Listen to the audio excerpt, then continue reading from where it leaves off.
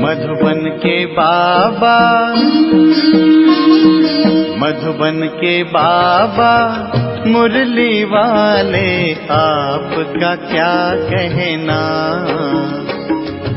आपका क्या कहना। ओम शांति। आज 15 सितंबर 2023 के साकार मधुर महावाक्य हैं। आज मीठे मीठे बाबा दादा बोले, मीठे बच्चे, तुम रुद्र ज्ञान यज्ञ में बैठे हो। रुद्र शिव बाबा तुम्हें जो सुनाते हैं वह सुनकर दूसरों को जरूर सुनाना है। बाबा ने कहा, मीठे बच्चे, तुम रुद्र ज्ञान यज्ञ में बैठे हो। रुद्र शिव बाबा तुम्हें जो सुनाते हैं वह सुनकर दूसरों को जरूर सुनाना है। बाबा ने आज प्रश्न पूछा कि बाप ने भी यज्ञ रचा है और मनुष्य भी यज्ञ रचते हैं, दोनों में कौन सा मुख्य अंतर है?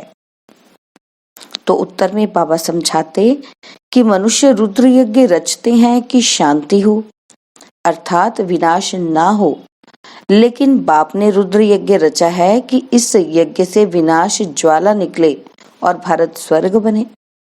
बाप के इस रुद्र ज्ञान यज्ञ से तुम नर से नारायण अर्थात मनुष्य से देवता बन जाते हो। उस यज्ञ से तो कोई भी प्राप्ति नहीं होती है। मुरली का गीत है, तुम्हारे बुलाने को जी चाहता है। ओम शांति। यह कितना मीठा गीत है और कितना अर्थ सहित है। जो विशाल बुद्धि वाले होंगे वह अच्छी रीति समझ सकेंगे। बुद्धि भी नंबरवार है ना, उत्तम मध्यम कनिष्ठ होते हैं। उत्तम बुद्धि वाले इसका अर्थ अच्छी रीति समझ सकते हैं। तुम्हारे बुलाने को जी चाहता है, ये कौन याद करते हैं? बच्चे। कौन से बच्चे? बच्चे तो ढेर हैं। जो ब्राह्मण बने हैं, जो देवता थे, जिन्होंने ही पूरे 84 जन्म लिए हैं, उन्होंने ही जास्ती बुलाया है। वही शिव अथवा सोमनाथ के मंदिर की स्थापना करते हैं। सिद्ध होता है कि हम जो पूज्य देवी देवता थे अभी पुजारी बने हैं।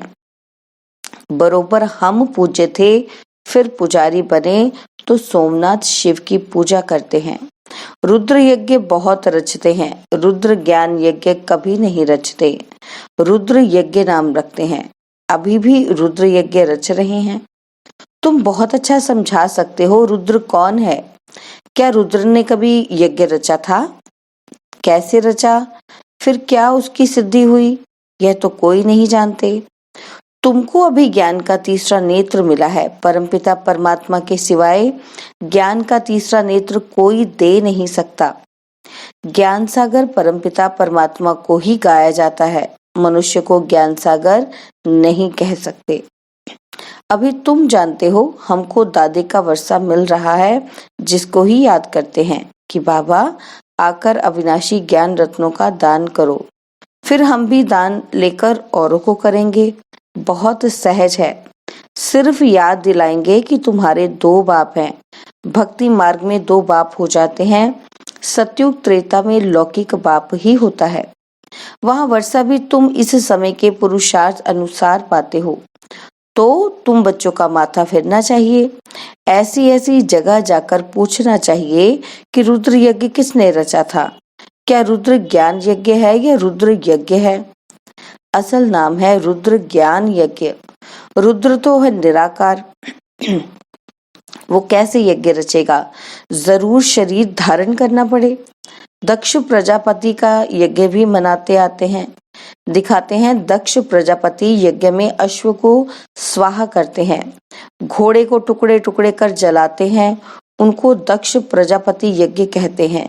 यह तुम अभी जानते हो तो वहां लिखना चाहिए कि ये कौन सा यज्ञ है।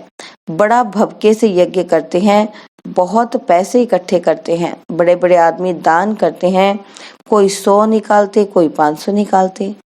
इस रुद्र यज्ञ ज्ञान यज्ञ में तो तुम सारे स्वाहा होते हो। उसमें तो थोड़ा थोड़ा पैसा निकाल इकट्ठा करते हैं, फिर ब्राह्मण को दक्षिणा मिलती है। यहाँ तो तुमको स्वाहा होना पड़ता है, वहां स्वाहा होने की बात नहीं। यहाँ बच्चे कहते हैं बाबा तन मन धन सहित मैं आता हूँ। वहां ऐसे नहीं कहेंगे, आहुति में कभी ऐसे नहीं डालेंगे। आरती होगी, चंदा चीरा होगा, बड़ों बड़ों से लेते हैं। तुम बच्चे जानते हो, इस रुद्र ज्ञान यज्ञ से ही विनाश ज्वाला प्रज्वलित हुई है। वह यज्ञ रचते हैं शांति के लिए, विनाश के लिए नहीं। वहां शांति का बड़ा आवाज करते हैं। शांति तो सारी दुनिया में चाहिए ना। परमात्मा है शांति का सागर। तुम बच्चों को अर्थ समझाया जाता है। अखबार पढ़ते हो तो ख्याल चलना चाहिए कि कैसे हम सबको समझाएं।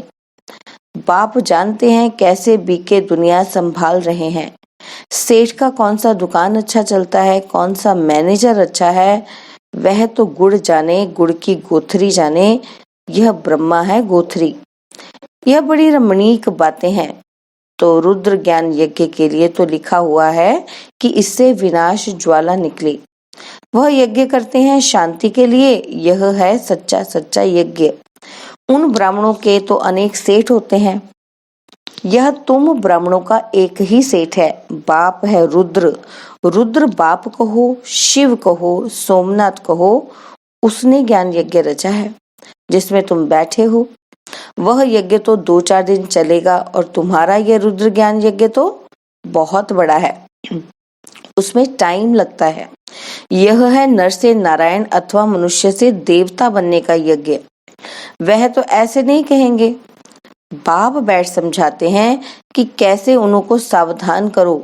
बड़ों बड़ों को बोलो कि यह तुम जो यज्ञ रचते हो उसमें भूल है। परमपिता परमात्मा कल्प कल्प संगम पर आते हैं। शास्त्रों में युगे युगे लिख दिया है, ये भूल कर दी है। वैसे ही रुद्र यज्ञ रचते हैं। वास्तव में रुद्र ज्ञान यज्ञ है। शिव का नाम है रुद्र। उसने ही ज्ञान यज्ञ रचा है। जैसे इब्राहिम ने अपना इस्लाम धर्म स्थापन किया, बुद्ध ने बौद्ध धर्म स्थापन किया, वैसे रुद्र का है ज्ञान यज्ञ जिसने विनाश ज्वाला प्रज्वलित होगी। तो गोया वो लोग शांति के लिए यज्ञ रचते हैं, अर्थात विनाश नहीं चाहते। स्वर्ग की स्थापना के लिए नरक का विनाश हो तो अच्छा ही है ना। भारत है अविनाशी खंड। जरूर भारत के मनुष्य संप्रदाय बहुत ज्यादा होने चाहिए। आदि सनातन देवी देवता धर्म था। उनको सारा कल्प हुआ है। शास्त्रों में 33 करोड़ लिख दिया है, परंतु यह तो समझाना चाहिए जरूर और धर्म वालों से देवता धर्म की आदमशुमारी जास्ती होगी। लेकिन वह कन्वर्ट हो गए हैं तो कैसे निकले। बौद्धी, क्रिश्चियन, मुसलमान आदि जाकर ढेर बने हैं, इसलिए संख्या थोड़ी हो जाती है। यह भी ड्रामा। इसमें समझने की बड़ी विशाल बुद्धि चाहिए। जब तक बुद्धि में ज्ञान नहीं बैठा है तो सिर्फ अर्पण में होने से क्या फायदा। अर्पण में तो ढेर बनते हैं, परंतु जो अच्छी रीति धारणा कर और कराते हैं, प्रजा बनाते हैं, वही अच्छा पद पा सकते हैं। तो ये गीत एक्यूरेट है, बुलाने को जी चाहता है। सबसे पहले 84 जन्म किसने लिए होंगे। जो पहले पहले थे वह ही देवी देवताएं, सो भी भारत में ही थे। अभी तो कोई कहाँ कन्वर्ट हो गए हैं। कई तो भारत से बाहर चले गए हैं। नहीं तो वास्तव में भारत जैसा बड़े से बड़ा तीर्थ और कोई है ही नहीं। और सभी धर्म स्थापक जो हैं उनको भी पावन बनाने के लिए भगवान को भारत में आना पड़ता है, क्योंकि सब पतित हैं। सबको पावन बनाने वाला एक है, ये तुम जानते हो। तुम्हारे में भी नंबरवार यथार्थ रीति जान सकते हैं। तुम कहेंगे हम रुद्र ज्ञान यज्ञ में बैठे हैं। ऐसा कोई यज्ञ होता है क्या जिसमें इतना समय बैठे हो। क्या बैठ के करते हो। रुद्र जो ज्ञान सुनाते हैं वह सुनते ही रहते हो। जहां तक रुद्र बाबा इस शरीर में है सुनाते ही रहेंगे। प्रजापिता ब्रह्मा भी तो जरूर यहाँ ही होगा ना। ब्रह्मा का दिन और ब्रह्मा की रात गाई हुई है। सूक्ष्म वतनवासी ब्रह्मा का थोड़े ही दिन और रात बनाएंगे। वह तो सूक्ष्म वतनवासी देवता हैं। दिन और रात का प्रश्न यहाँ का है। ब्रह्मा की रात माना पतित, फिर वही पावन बनते हैं तो दिन होता है। ब्रह्मा को भी पावन बनाने वाला वह एक सतगुरु है। सत्य बाबा, सत्य टीचर, सतगुरु तीनों इकट्ठे हैं। पहले जरूर बाप के बच्चे होंगे, फिर पद टीचर से पाएंगे। नंबरवार है ना, यह भी बुद्धि में रहे तो कितनी खुशी रहे। तुम पहले बेहद के बाप के थे ना, यहाँ आए हो पाठ बजाने। भक्ति मार्ग में बेहद के बाप को याद करते आए हो, क्योंकि वह है स्वर्ग का रचयिता, जरूर स्वर्ग की रजाई देने वाला होगा। यह समझाना तो बड़ा सहज है, सेंसिबल ही समझा सकेंगे। वास्तव में सेंसिबल तुम ब्राह्मण हो, तुम्हारे में जो अक्लमंद हैं उनमें भी नंबरवार हैं। दुनिया के अक्लमंद भी नंबरवार है ना, तो यहाँ भी जो सेंसिबल बनते जाएंगे वह जरूर अच्छा नंबर पाएंगे। हर एक अपनी दिल से पूछे कि हम कहाँ तक सेंसिबल बने हों। जैसे बाबा मुरली चलाते हैं वैसे वहां भी तुम्हारी मुरली चल सकती है। तुम उन्हें समझाओ कि रुद्र यज्ञ और रुद्र ज्ञान यज्ञ में रात दिन का फर्क है। रुद्र ज्ञान यज्ञ रचा तो उससे विनाश ज्वाला निकली, भारत स्वर्ग बना, और यह फिर यज्ञ रचते हैं विनाश न हो, अर्थात स्वर्ग स्थापन न हो। यह तो उल्टी बात हो गई। तब तो बाबा कहते हैं मैं इन सब का उद्धार करने आता हूँ, रुद्र ज्ञान यज्ञ रचता हूँ। तो तुम प्रतिज्ञा करते हो बाबा हम आपसे सुनकर और सुनाएंगे। अच्छा, औरों को सुनाओ, पहले यहाँ तो रिपीट करो, घड़ी घड़ी रिपीट करो, जो फिर कहीं समझा सको। फर्स्ट क्लास पॉइंट है। उस यज्ञ में तो जौ तिल आदि डालते हैं, और मेरे रुद्र ज्ञान यज्ञ में तो सारी पुरानी दुनिया की सामग्री स्वाहा हुई थी। परंतु ये सब बातें कोई की बुद्धि में अच्छी रीति धारण नहीं होती। बाप को याद नहीं करते हैं तो बुद्धि का ताला नहीं खुलता। बाबा कहते हैं हम भी क्या करें, इस समय सबकी बुद्धि पतित है, उनको पावन बनाता हूँ। जो मेरे को याद नहीं करते उनमें धारणा नहीं हो सकती। बुद्धि का ताला कैसे खुले, याद से ही खुलेगा। मोस्ट बिलवेड बाप है, उनकी बड़ी महिमा करते हैं। शिव बाबा की कितनी महिमा है, शिव की पूजा भी होती है तो जरूर आता ही होगा ना। बिगर ऑर्गन्स क्या आकर करेंगे। तो अब ब्रह्मा में आया हुआ हूँ, तुम बच्चे बाप दादा के सामने बैठे हुए हो, परंतु देह अभिमान होने के कारण इतना लव बाप के लिए रिगार्ड नहीं रहता। डायरेक्शन पर मुश्किल चलते हैं, अहंकार में आ जाते हैं। बाप कहते हैं मैं निरहंकारी हूँ, तुमको इतना अहंकार क्यों आता है।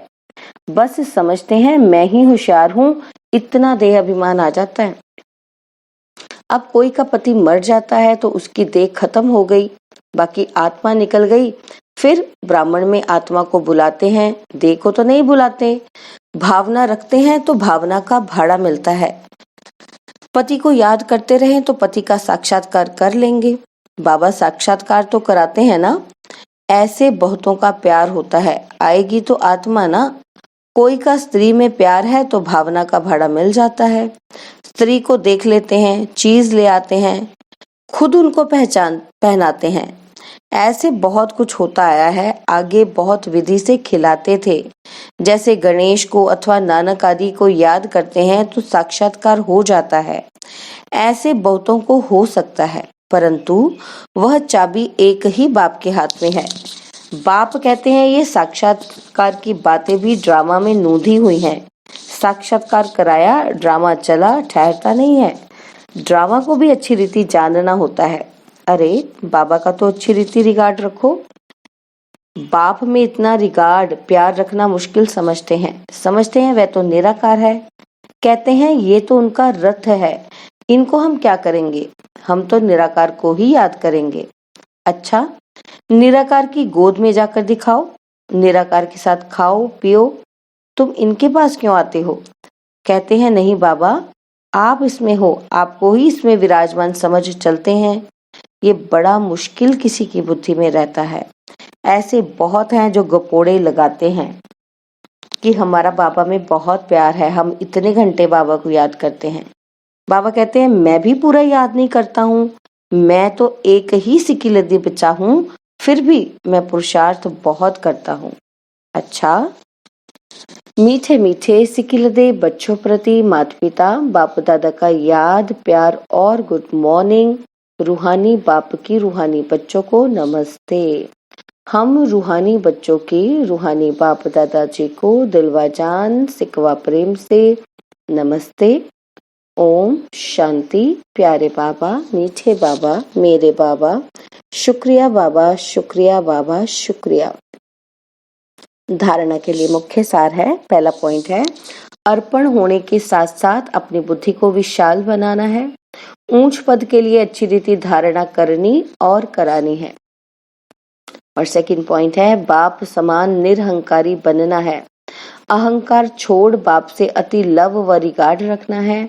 देह अभिमान में नहीं आना है। बाबा ने वरदान दिया, मालिक बन कर्मेंद्रियों से कर्म कराने वाले कर्म योगी कर्म बंधन मुक्त भव। मालिक बन कर्मेंद्रियों से कर्म कराने वाले कर्म योगी कर्म बंधन मुक्त भव। ब्राह्मण जीवन कर्म बंधन का जीवन नहीं, कर्म योगी जीवन है।